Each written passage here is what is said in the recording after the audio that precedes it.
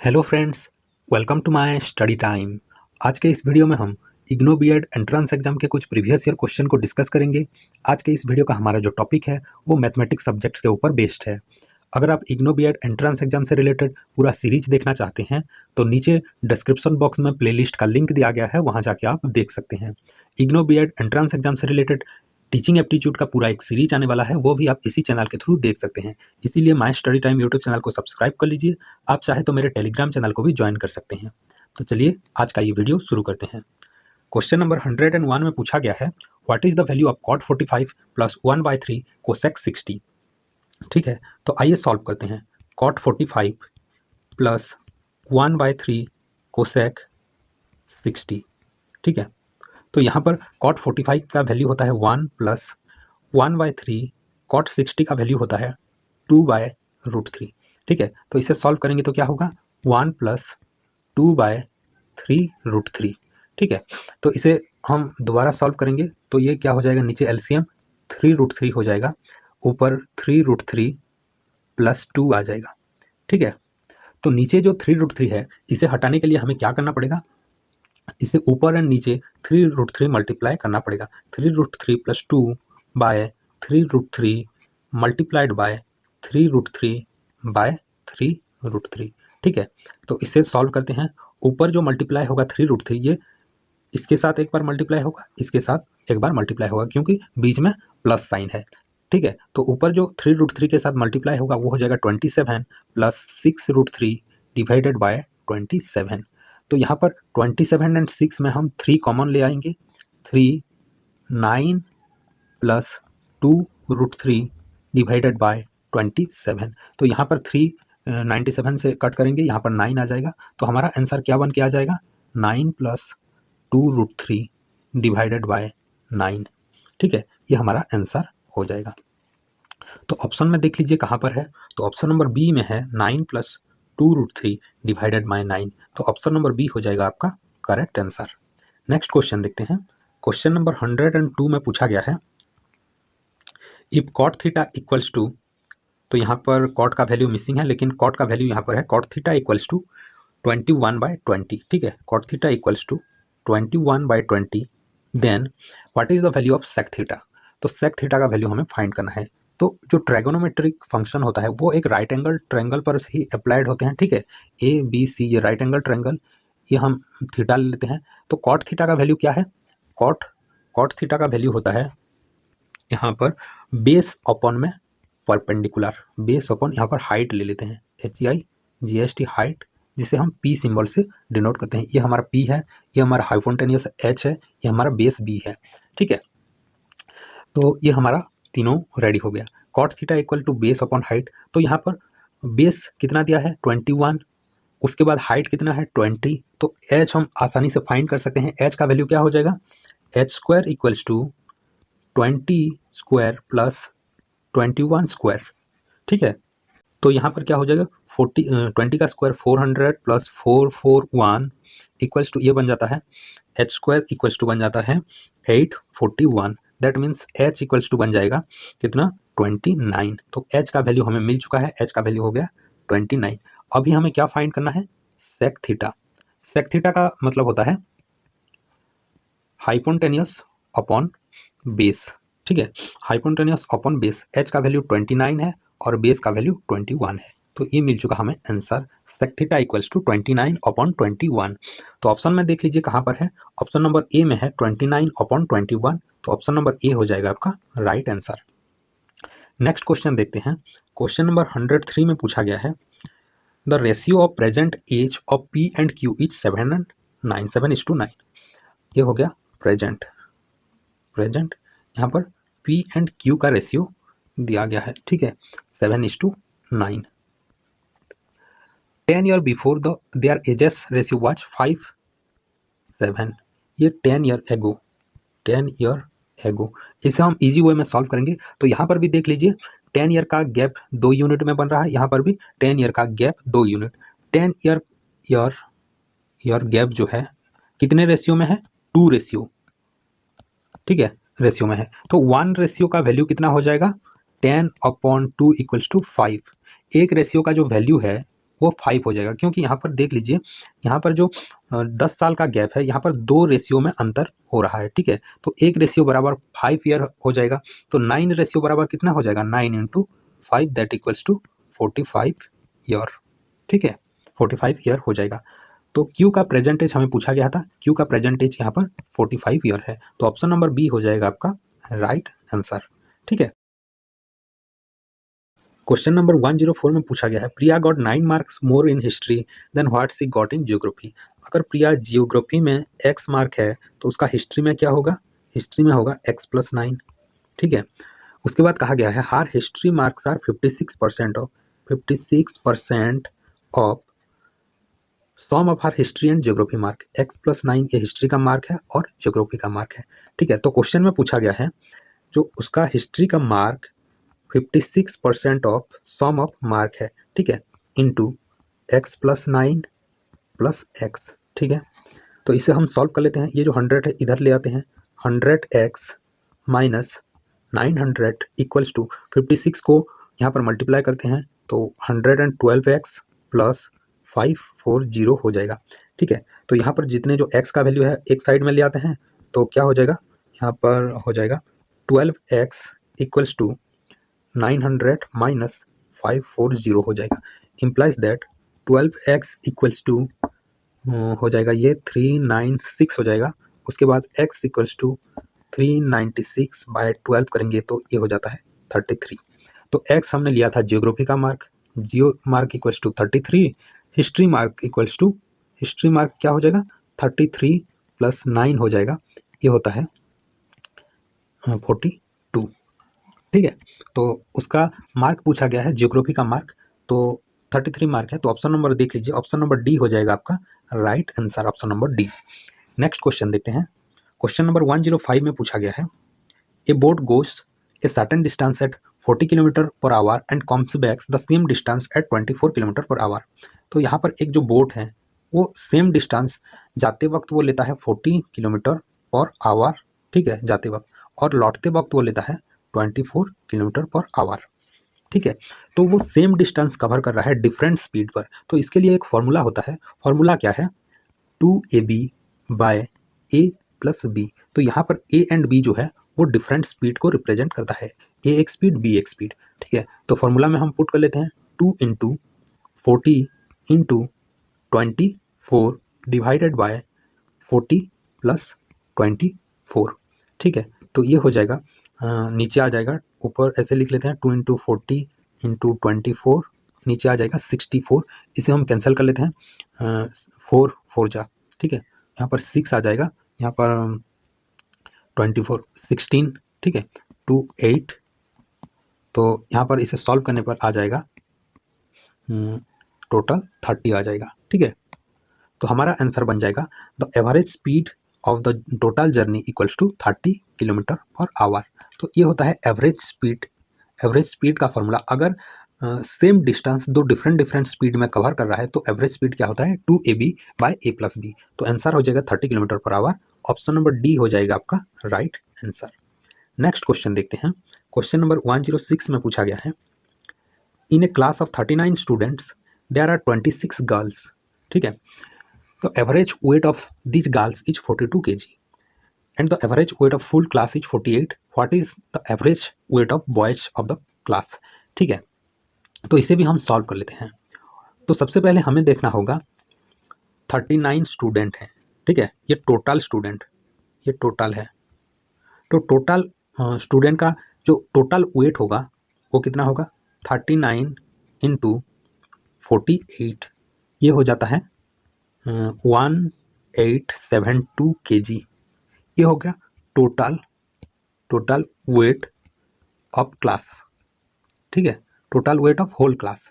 अब हमें पता है यहाँ पर 26 गर्ल्स हैं, 26 गर्ल का जो टोटल वजन कितना हो जाएगा 26 इंटू 42 kg, तो ये हो जाता है 1092, ये हो गया होल गर्ल्स का वेट, ठीक है। अब हमें पता है 13 बॉयज हैं, 13 बॉयज, तो इनका जो टोटल वेट कितना हो जाएगा 1872 माइनस 1092 इक्वल्स टू ये आ जाता है हमारा 780 kg, ये हो गया टोटल टोटल बॉयज का वेट हमें टोटल बॉयज का एवरेज निकालना है। Average weight of total boy equals to क्या हो जाएगा, 780 डिवाइडेड बाय 13, तो ये आ जाता है 60 kg। ठीक है, तो ऑप्शन में देख लीजिए कहाँ पर है, ऑप्शन नंबर सी में है 60 kg, तो ऑप्शन नंबर सी हो जाएगा आपका राइट आंसर। नेक्स्ट क्वेश्चन देखते हैं, क्वेश्चन नंबर 107 में पूछा गया है, ए and be together do a job in 12 days and A could do the job in 20 days if he worked alone. How many days would B take to do the job if he worked alone? तो यहाँ पर A plus B कोई काम को करते हैं यहाँ पर 12 डेज में। ठीक है, अगर A सिर्फ अकेला वो काम करता है तो वो करता है 20 डेज में।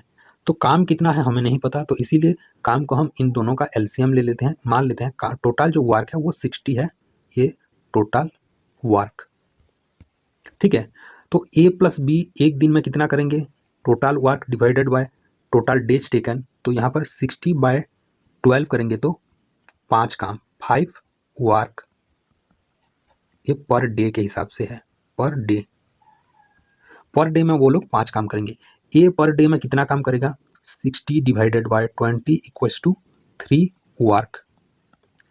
ठीक है, एक अगर वो काम करता है तो उसे 20 डेज लगता है, मतलब एक दिन में वो 3 काम करता है। ठीक है, तो यहाँ पर हमें पता है जो ए प्लस बी कर रहे हैं, ए प्लस बी एक दिन में कर रहे हैं 5 काम, 5 काम में से 3 काम तो ए का है और बी का कितना है, बी का 2 काम है। ठीक है, तो अगर बी एक दिन में 2 काम करता है, बी यहाँ पर हम लिख लेते हैं, ये जो 2 काम है ये बी का एक दिन का काम है। ठीक है, एक दिन का काम, तो टोटल वर्क कितना है, टोटल वर्क हमारे पास 60 है, तो वो एक दिन में 2 काम करता है, तो टोटल उसे 30 डेज टाइम लगेगा। आई होप ये क्वेश्चन आप समझ गए होंगे। बी एक दिन में 2 काम करता है, तो हमारे पास टोटल डे बाय एफिशिएंसी है, तो हमें क्या पता चलेगा, हमें नंबर ऑफ डेज हमें मालूम पड़ जाएगा। ठीक है, 60/2 करेंगे तो 30 डेज हो जाएगा। तो ऑप्शन में देख लीजिए, ऑप्शन नंबर ए हो जाएगा आपका राइट आंसर। नेक्स्ट क्वेश्चन देखते हैं, क्वेश्चन नंबर 108 में पूछा गया है, a sum fetched total simple interest of 5400 at the rate of 12.5% per annum in 4 year, what is the sum. तो यहाँ पर सम के बारे में पूछा गया है। तो यहाँ पर सिंपल इंटरेस्ट का फॉर्मूला होता है PRT/100। तो यहाँ हमें P पहले फाइंड करना है, तो P कैसे फाइंड करेंगे, SI × 100 डिवाइडेड बाय RT। तो हमें यहाँ पर सभी जो वैल्यू है वो दिया गया है। SI हो गया हमारा 5400, यहाँ पर 12.5 हमारा रेट भी दिया गया है। ठीक है, 12.5 रेट को हम 125/10 कर लेते हैं। ठीक है, उसके बाद T हमारा 4 ईयर है। ठीक है, ये जो 10 है इसे यहाँ पर हम मल्टीप्लाई कर लेते हैं, तो क्या हो जाएगा, ये 5400 इंटू 1000 डिवाइडेड बाय 125 इंटू 4। ठीक है, तो ये कैंसिल हो जाएगा, यहाँ पर 25 250 हो जाएगा, यहाँ पर 25 से कैंसिल करेंगे 5 हो जाएगा। ठीक है, तो इसका आंसर हमें मिल जाएगा 10800। ठीक है, तो ये हो जाता है हमारा सम अमाउंट। ठीक है, प्रिंसिपल अमाउंट। तो ऑप्शन में देख लीजिए, ऑप्शन नंबर डी हो जाएगा आपका राइट आंसर 10800। ठीक है, नेक्स्ट क्वेश्चन देखते हैं, क्वेश्चन नंबर 109 में पूछा गया है, on a sale there is 40% discount on the market price of 1000 but the sale is done at 510 only, then what additional discount in percent did the customer get. ठीक है, तो यहाँ पर हमें जो प्राइस है, मार्केट प्राइस है वो है 1000, तो मार्केट प्राइस पर हमें 40% डिस्काउंट मिलता है, यानी 1000 का अगर 40% निकालेंगे जो सेलिंग प्राइस होगा वो 600 होगा। ठीक है, लेकिन जो एक्चुअल प्राइस है, एक्चुअल प्राइस जो है वो कितना है, 510 है। तो हमें पता करना है कि टोटल एक्स्ट्रा कितने परसेंट यहाँ पर डिस्काउंट हुआ है। ठीक है, तो यहाँ पर डिस्काउंट कैलकुलेट करने के लिए 600 माइनस 510 करेंगे तो ये मिल जाता है हमें 90। तो हमें पता करना है कि 600 प्राइस में से 90 कितने परसेंट है। ठीक है, तो इजीली हम फाइंड कर सकते हैं 90 डिवाइडेड बाई 600 मल्टीप्लाइड बाय 100। तो यहाँ पर जो दो दो कैंसिल हो जाएगा, 90 डिवाइडेड बाई 6 करेंगे तो यहाँ पर 15 आ जाएगा। तो total extra 15% discount, additional discount मिला है। तो ऑप्शन नंबर बी हो जाएगा यहाँ पर right answer, option number B. Next question देखते हैं। क्वेश्चन नंबर 110 में पूछा गया है, triangle XYZ is similar to triangle PQR। XYZ triangle PQR similar है, PQR, ठीक है। तो ratio of their perimeter, XYZ का पेरीमीटर एंड PQR का perimeter, triangle XYZ by triangle PQR, ये दिया गया हमें 4:9 का, ठीक है। यहाँ पर दिया गया है दो ट्रायंगल, ये PQR है और ये XYZ है, ये दोनों सिमिलर हैं। और यहाँ पर दिया गया है PQ का लेंथ जो है 27 सेंटीमीटर है, ठीक है। तो यहाँ पर हम क्या ले सकते हैं, यहाँ पर इसे सॉल्व करने का पूरा प्रोसेस है, लेकिन मैं यहाँ पर एक शॉर्टकट वे में सॉल्व कर रहा हूँ। तो यहाँ पर देख लीजिए, इन दोनों का पेरीमीटर सेम है, ठीक है। दोनों का पेरीमीटर का रेशियो दिया गया है और दोनों सिमिलर हैं। तो यहाँ पर पेरीमीटर क्या होता है, XY plus YZ plus XZ divided by PQ plus QR plus RP equals to 4/9 है। तो हम क्या कर सकते हैं, यहाँ पर इतने सब ना लेकर हम XY divided by PQ equals to 4:9 लिख सकते हैं, ठीक है। क्योंकि इन दोनों सिमिलर हैं तो ऐसे लिख सकते हैं, ठीक है। तो यहाँ पर क्या हो जाएगा, XY इक्वल्स टू 4/9 PQ हो जाएगा। PQ का हमें वैल्यू पता है, तो क्या हो जाएगा, मैं थोड़ा यहाँ पर मिटा देता हूँ, यहाँ पर हम लिख लेते हैं, ठीक है। तो PQ का XY का वैल्यू क्या हो जाएगा, XY हो जाएगा 4/9 इंटू 27, तो ये हो जाएगा XY हो जाएगा 12 सेंटीमीटर, ठीक है। ऑप्शन में देख लीजिए कहाँ पर 12 है, ऑप्शन नंबर बी हो जाएगा आपका राइट आंसर, ठीक है। नेक्स्ट क्वेश्चन देखते हैं। क्वेश्चन नंबर 111 में पूछा गया है, the sum of non zero number and 4 times its reciprocal is 17/2, what is the number. तो यहाँ पर एक क्वेश्चन दिया गया है। तो मान लीजिए कोई एक नॉन जीरो नंबर है x, ठीक है, x एक नॉन जीरो नंबर है, तो इसका रेसिप्रोकल क्या हो जाएगा, इसका रेसिप्रोकल हो जाएगा 1/x। तो क्वेश्चन के अकॉर्डिंग पूछा गया है x प्लस 4/x, क्योंकि इसका 4 टाइम दिया गया है, इक्वल्स टू 17/2, ठीक है। तो इसे सॉल्व कर लेते हैं। इसे यहाँ पर LCM x² plus 4 divided by x equals to 17/2, ठीक है। तो इसे सॉल्व करेंगे तो क्या होगा, क्रॉस मल्टीप्लिकेशन कर दीजिए, ठीक है। 2x² plus 8 equals to 17x। तो यहाँ पर ये बन जाता है एक quadratic equation, 2x² minus 17x plus 8 equals to 0, ये बन जाता है हमारा एक क्वाड्रेटिक इक्वेशन। आप इसे इजीली सॉल्व कर सकते हैं। तो इसे सॉल्व करने पर हमें x का वैल्यू मिल जाएगा 8 और दूसरा x का वैल्यू मिल जाएगा 1/2। तो ऑब्वियसली x का वैल्यू यहाँ पर 8 वैलिड होगा। तो यहाँ पर जो नंबर होगा ऑप्शन नंबर ए में दिया गया है, ऑप्शन नंबर ए हो जाएगा आपका राइट आंसर, ठीक है। नेक्स्ट क्वेश्चन देखते हैं। क्वेश्चन नंबर 112 में पूछा गया है, two cylindrical pots contain the same amount of water if their diameter are in the ratio of 2:3, then ratio of their height is dash। तो यहाँ पर सिलिंड्रिकल पॉट्स के बारे में पूछा गया है, ठीक है। ये मान लीजिए दो पॉट्स हैं, तो यहाँ पर कहा गया है कि सेम अमाउंट ऑफ वाटर यहाँ पर है, तो यहाँ पर जो वॉल्यूम है वो सेम है, ठीक है, वॉल्यूम यहाँ पर सेम है। तो क्या कर सकते हैं, हम लिख सकते हैं यहाँ पर V1 इक्वल्स टू V2 है, ये V1 ले लेते हैं, ये V2 है। उसके बाद रेडियस क्या ले सकते हैं, R1 R2, ठीक है। उसके बाद डायमीटर D1 D2, उसके बाद हम ले लेते हैं H1 हाइट H2 हाइट, हो गया। तो V1 एंड V2 ये हमें दिया गया है, तो इसका जो रेशियो बनता है वो क्या बनता है, वो बन जाता है pi R1 square plus R1 square into H1 equals to pi R2 square H2, ठीक है।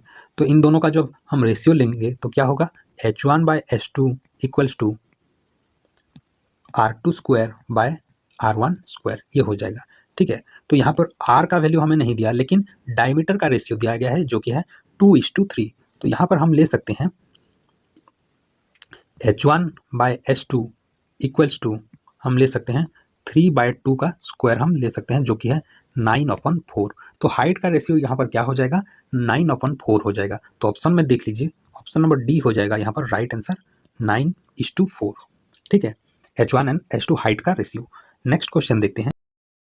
क्वेश्चन नंबर 113 में पूछा गया है, the value of √40 plus √9 into 81, ये होल रूट है। ठीक है, तो इसे हम सॉल्व करेंगे। तो कैसे सॉल्व करेंगे, तो यहाँ पर इसे सॉल्व करेंगे, पहले 40 प्लस यहाँ पर 9 √9 इंटू 81 का रूट करेंगे तो 9 आ जाएगा। ठीक है, ये होल रूट है, तो ये फिर 81 बन जाएगा। ठीक है, फिर 81 बन जाएगा, तो यहाँ पर 40 प्लस 9 का रूट ओवर होगा, जो कि है √49 इक्वल्स टू 7 है। ठीक है, तो ऑप्शन में देख लीजिए, ऑप्शन नंबर बी हो जाएगा राइट आंसर 7। नेक्स्ट क्वेश्चन देखते हैं। क्वेश्चन नंबर 114 में पूछा गया है, ABCD is a cyclic quadrilateral and AD is a diameter. If ZADC is 55 degree, then the value of ZABC is dash. ठीक है, तो यहाँ पर हमें क्या दिया गया है, ये हम लिख लेते हैं। तो यहाँ पर AD हमें दिया गया है, डायमीटर है। उसके बाद दिया गया है ZADC equals to 45 degree, ZABC यहाँ पर ABCD हम लिख लेते हैं, ABCD। उसके बाद यहाँ पर ये एक एंगल दिया गया है। ठीक है, तो यहाँ पर हमें दिया गया है ये एंगल DAC है, DAC इक्वल्स टू 55 डिग्री। ठीक है, एंगल ABC के बारे में पूछा गया है, ABC एंगल B हमें पूछा गया। जब भी कोई सर्किल के अंदर यहाँ पर एक ट्रायंगल है तो ये 90 डिग्री बनता है। ठीक है, तो ट्रायंगल ABC में, ठीक है, ट्रायंगल ABC देख लीजिए, ABC में तो एक एंगल 90 डिग्री हो गया, एक 55 डिग्री हो गया, तो जो एंगल D है, एंगल D कितना बन जाएगा, वो बन जाएगा 35 डिग्री। ठीक है, एंगल D 35 डिग्री बन जाएगा। अब हम क्या करेंगे, ABCD को देखिए, ABCD। ठीक है, एक रेक्टेंगल है, तो रेक्टेंगल में जो एंगल अपोजिट एंगल होता है वो 80 डिग्री होता है। Angle B plus angle D equals to 180 degree होना चाहिए। तो हमें एंगल B पूछा गया है, angle B equals to 180 minus angle D equals to 180 minus 35 equals to 145 degree. तो ऑप्शन में देख लीजिए कहाँ पर 145 डिग्री है, तो ऑप्शन नंबर सी में है 145 डिग्री। तो ऑप्शन नंबर सी हो जाएगा आपका राइट आंसर। नेक्स्ट क्वेश्चन देखते हैं। क्वेश्चन नंबर 115 में पूछा गया है, the radius and the height of a cone are in the ratio 4:3, the ratio of curved surface area and the total surface area of the cone is dash. तो यहाँ पर radius and height का ratio दिया गया है, जो कि है 4x एंड 3x। तो कोन किस टाइप का होता है, कोन कुछ इस टाइप का होता है। तो यहाँ पर हमें रेडियस एंड हाइट, ये जो होता है ये हाइट होता है, ये रेडियस होता है। ठीक है, इसका रेशियो दिया गया है। तो स्लैंट हाइट जो होता है ये L होता है। ठीक है, यहाँ पर आप देख सकते हैं ये एक राइट एंगल ट्रायंगल क्रिएट कर रहा है। तो यहाँ पर R square plus H square equals to L square होता है, जो स्लैंट हाइट, क्योंकि ये एक राइट एंगल ट्रायंगल है। तो यहाँ पर हम ले सकते हैं R square 4x square plus 3x square equals to 5x square हम ले सकते हैं। ठीक है, क्योंकि ये एक पाइथागोरन ट्रिपलेट है। ठीक है, तो हमें L का वैल्यू यहाँ पर 5 मिल चुका है, 5x इसका रेशियो। ठीक है, तो हमें क्या पता करना है, हमें पता करना है total surface area and curved surface area का जो रेशियो है वो हमें निकालना है। तो कर्व सरफेस एरिया CSA होता है, क्या होता है, ये पाई RL होता है, और टोटल सरफेस एरिया होता है पाई R into R plus L होता है। ठीक है, तो यहाँ पर जब इसका रेशियो निकालेंगे पाई आर कैंसिल हो जाएगा, L by R plus L हो जाएगा। ठीक है, तो L हमें मिल चुका है 5x, R प्लस L क्या हो जाएगा, R हमें पता है यहाँ पर 4x है। ठीक है, 4x प्लस 5x, तो ये हमें मिल जाएगा 5x अपॉन 9x। तो इसका रेशियो क्या हो जाएगा, 5/9 हो जाएगा। तो ऑप्शन में देख लीजिए कहाँ पर है 5/9, तो यहाँ पर ऑप्शन नंबर ए हो जाएगा आपका राइट आंसर 5:9। नेक्स्ट क्वेश्चन देखते हैं। क्वेश्चन नंबर 116 में पूछा गया है, a card is drawn at random from a pack of 100 cards, the probability of drawing a number which is square is dash. तो यहाँ पर टोटल 100 कार्ड्स हैं, टोटल 100 कार्ड्स हैं। तो यहाँ पर हम 100 कार्ड में से रैंडमली कोई पत्ता उठाते हैं, तो वो कितने प्रोबेबिलिटी है कि वो एक स्क्वायर होगा, परफेक्ट स्क्वायर होगा। तो यहाँ पर कितने परफेक्ट स्क्वायर हैं हम देख लेते हैं। 1, 4, 9, ठीक है, परफेक्ट स्क्वायर नंबर, ठीक है, 16, उसके बाद है 25, उसके बाद है 36, 49, 9 तक आप ऐसे ही कर लीजिए। उसके बाद है 64, उसके बाद है 81, ठीक है, 81, उसके बाद है 100। तो यहाँ पर इसे कैलकुलेट कर लीजिए, 1 2 3 4 5 6 7 8 9 10। तो यहाँ पर टोटल 10 पॉसिबिलिटीज हो रहे हैं स्क्वायर का, ठीक है, स्क्वायर का 10 पॉसिबिलिटी। और हमारे पास टोटल 100 कार्ड्स हैं, तो हम क्या करेंगे, 10 कार्ड 100 कार्ड्स में से निकालेंगे। तो हमारा जो जो प्रोबेबिलिटी कितना होगा, 1/10 प्रोबेबिलिटी होगा, ठीक है, प्रोबेबिलिटी। तो ऑप्शन में देख लीजिए कहाँ पर 1/10 है, तो ऑप्शन नंबर ए हो जाएगा आपका राइट आंसर। 100 कार्ड में से किसी एक कार्ड को हम रैंडमली उठाते हैं तो वो एक स्क्वायर होगा, इसका प्रोबेबिलिटी 1/10 है, ठीक है। नेक्स्ट क्वेश्चन देखते हैं। क्वेश्चन नंबर 117 में पूछा गया है, the sum of all natural number from 51 to 100 is dash. तो इसे हम एरिथमेटिक प्रोग्रेशन के कैलकुलेशन पर भी सॉल्व कर सकते हैं, लेकिन इसे हम आसानी से सॉल्व करेंगे। तो 1 to 100 का जो एडिशन होता है वो क्या होता है, n+1/2 होता है। तो 1 से 100 का जो एडिशन होगा तो क्या होगा, 100 इंटू 101 डिवाइडेड बाई 2 करेंगे तो ये आंसर आ जाएगा 5050। अब हम क्या करेंगे, 1 से लेकर 1 to 50 तक कैलकुलेट करेंगे। 1 to 50 तक कितना होगा, 50 इंटू 51/2 करेंगे तो ये 25 हो जाएगा। तो ये हो जाएगा हमारा